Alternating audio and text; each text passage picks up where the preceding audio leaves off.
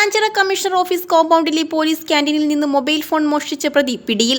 പത്തനംതിട്ട കോഴഞ്ചേരി സ്വദേശി ഹാരിസ് TH ആണ് city crime സ്ക്വാഡും കസബ പോലീസും ചേർന്ന് പിടികൂടിയത്. ഓഗസ്റ്റ് 12-ന് ഉച്ചയോടെയായിരുന്നു സംഭവം. ഭക്ഷണം കഴിക്കാനെന്ന വ്യാജേന ക്യാന്റീനിലെത്തിയ പ്രതി കാക്കൂർ സ്വദേശി അബ്ദുൽ സലാമിന്റെ ഓപ്പോ മൊബൈൽ ഫോൺ ക്യാഷ് കൗണ്ടറിൽ മുകളിൽ നിന്ന് മോഷ്ടിച്ച് കടന്നുകളയുകയായിരുന്നു. പരാതിയുടെ അടിസ്ഥാനത്തിൽ കസബ പോലീസ് കേസെടുത്ത് അന്വേഷണം ആരംഭിച്ചു.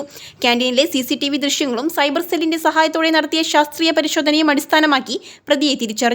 തുടർന്ന് കോഴിക്കോട് സ്റ്റേഡിയം പരിസരത്ത് നിന്ന് പ്രതിയെ കസ്റ്റഡിയിലെടുക്കുകയായിരുന്നു. പ്രതിക്കെതിരെ വിവിധ പോലീസ് സ്റ്റേഷനുകളിലായി നിരവധി മോഷണ കേസുകൾ നിലവിലുണ്ടെന്ന് പോലീസ് അറിയിച്ചു. ന്യൂസ് ഡെസ്ക് മലബാർ ശബ്ദം. 18 വയസ്സ്, ജീവിതം സെറ്റ് ചെയ്യാൻ ഇതിലും നല്ല സമയം വേറെയില്ല.